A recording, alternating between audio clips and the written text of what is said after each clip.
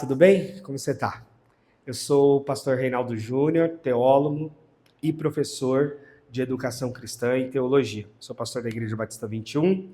Estou aqui com meu irmão Diego, que preparou esses slides para a gente, que também é pastor, e a gente caminha junto. Olha só, lembra que eu estou aqui numa sequência, numa série sobre a Bíblia. Como ler a Bíblia livro por livro. Então, primeiro eu gravei um panorama bíblico geral. Depois eu gravei Gênesis e agora nós estamos no segundo livro da Bíblia, o Êxodo. E vem comigo, não esquece de curtir, compartilhar e comentar aqui no canal, tá bom? Olha só, a introdução ao livro do Êxodo. Êxodo significa saída, né? O exit aí do inglês. Então, Êxodo, saída. Autor é atribuído a Moisés, tradicionalmente. Isso para todo o Pentateuco. O Pentateuco são os 5 primeiros livros da Bíblia. Êxodo é o segundo. O tema central do Êxodo é libertação. Então, a saída significa libertação para Israel da escravidão do Egito e para estabelecer uma aliança com Deus. A gente sabe bem a narrativa do Êxodo. Vale a pena você entender, você que gosta de teologia, que existe uma abordagem teológica, um tipo de teologia, por assim dizer, calcada ou fundamentada no Êxodo, que é a teologia da libertação. A teologia da libertação é uma teologia latino-americana de maior desenvolvimento no âmbito católico, mas ela é calcada no Êxodo. Quem sabe depois a gente grava um vídeo sobre teologias latino-americanas, né? Mas isso é outro tema. Bom, bora lá. Então é isso aqui.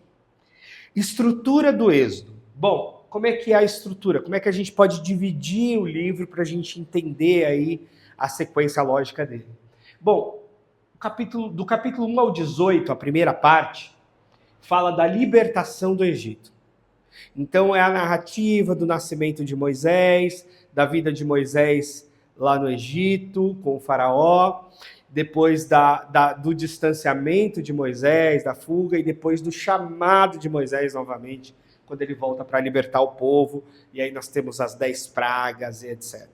Tá bom?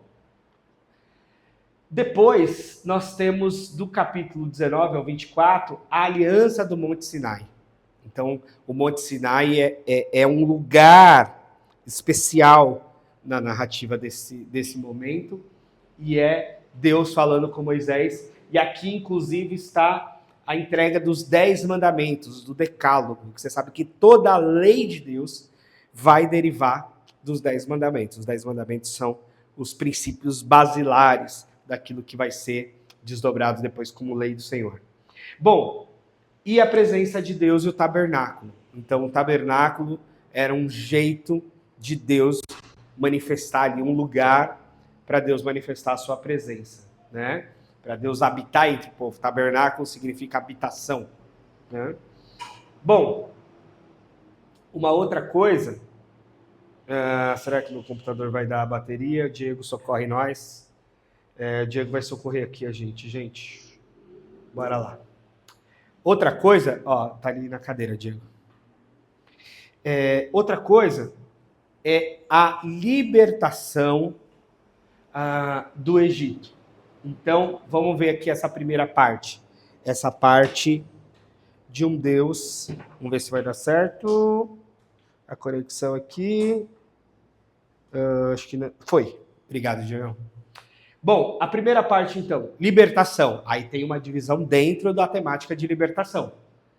Opressão no Egito, no capítulo 1. Chamado de Moisés, do 3 ao 4. As 10 pragas, do capítulo 7 ao 11.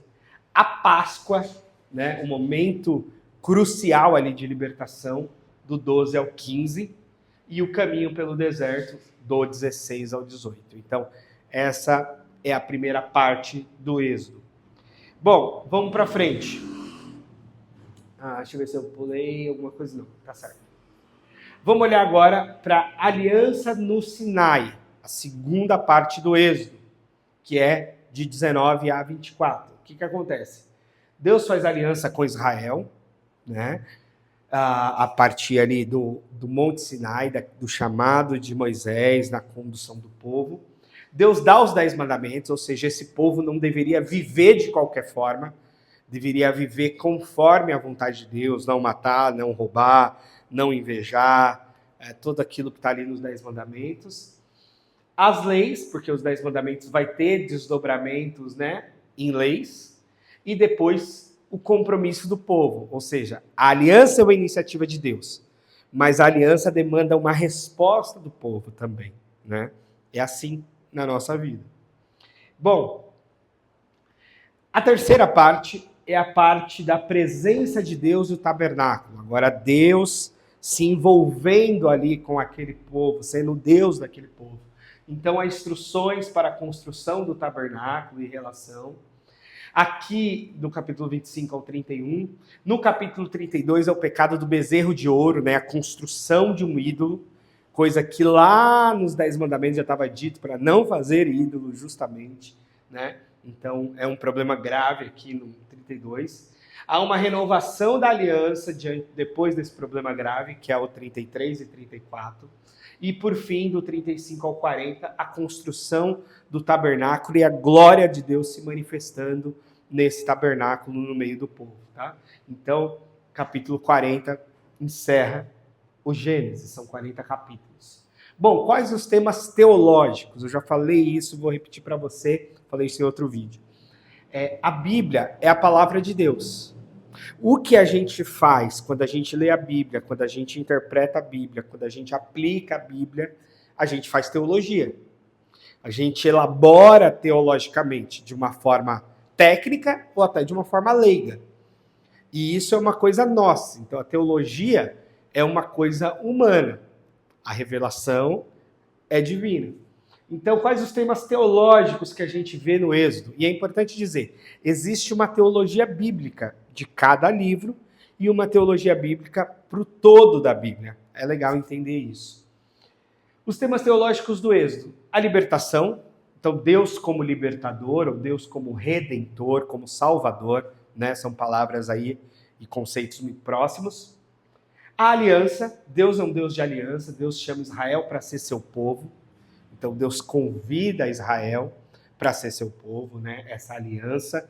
Não, há outras figuras, inclusive, de as pessoas como noiva, né? E Jesus como noiva é uma figura do Novo Testamento, por exemplo, de aliança. A adoração, Deus deseja habitar entre seu povo e a habitação de Deus exige de nós como resposta à adoração, né? A única resposta diante de Deus é a adoração, é a obediência a Ele. Então, a adoração é um fator importante. E a lei, que são diretrizes para viver em santidade. Como é que a gente vive como povo de Deus? Como é que a gente vive como pessoas chamadas por Deus? Seguindo as leis do Senhor. É lógico que depois a gente vai fazer distinção entre leis morais, cerimoniais, mas isso é um outro momento. Como ler Gênesis com propósito? Aliás, Êxodo. Desculpa, como ler o Êxodo com propósito, né? Com sentido para o nosso tempo e para a sua vida. Primeiro, é legal compreender o contexto da redenção. Como é que esse Deus vem nos libertar? Como é que esse Deus vem na nossa direção tirar a gente de uma opressão, de um sofrimento? É isso que acontece no Êxodo. Fazer conexões com o Novo Testamento. Sempre a gente tem que ler a Bíblia olhando para o todo. Novamente eu vou citar John Stott. Uma mente bíblica não é uma mente que cita versículos, mas é uma mente que raciocina dentro do todo da Escritura. Né? Então hoje a gente sabe que o grande e verdadeiro Cordeiro Pascal é Cristo. Né? Embora naquele momento fosse um cordeirinho ali mesmo, um animal. Então fazer essa conexão é importante. E aplicar princípios de obediência e adoração. Como é que a gente aplica? Princípios de obediência baseados na lei, princípios de adoração baseados ali no tabernáculo. Tá bom?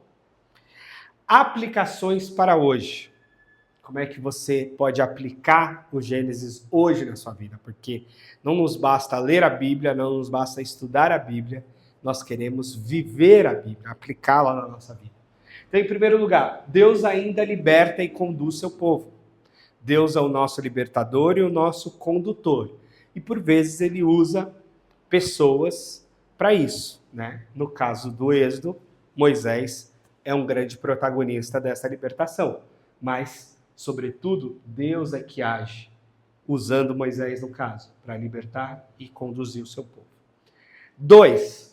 A obediência à palavra de Deus é essencial. Todas as vezes que as pessoas obedeceram a Deus, foram abençoadas. E todas as vezes que elas desobedeceram a palavra de Deus, elas se deram mal. Essa é a instrução clássica do Êxodo. E terceiro, a presença de Deus transforma a nossa caminhada. Ou seja, o Êxodo mostra um Deus que caminha com o povo, um Deus que se faz presente no meio do povo, um Deus que está junto com o seu povo e desejou isso. Então é bom que nós também desejemos essa companhia e essa presença de Deus na nossa jornada, todos os dias da nossa vida, né? Conclusão, caminhando aqui para o fim já. Êxodo é mais do que a saída do Egito. É a formação de um povo para Deus. Então, sair do Egito foi uma coisa. Mas a grande questão era como é que se forma um povo. E esse povo foi formado com 40 anos de peregrinação no deserto. E o Êxodo, né, narra isso. E Cristo é o cumprimento da libertação definitiva. Ou seja, Cristo é o nosso grande e maior libertador. E é isso que a gente deve ter em mente sempre, porque nós somos cristãos, seguidores do Cristo. Tá bom? Muito obrigado. Está aqui a citação e o contato meu e do Diego no Instagram. Não esquece de comentar, de compartilhar, de me acompanhar, porque nós vamos percorrer toda a Bíblia Sagrada, livro por livro, tá bom? Espero ter te ajudado para que você esteja mais encorajado e mais esclarecido para ler a Bíblia Sagrada. Deus te abençoe.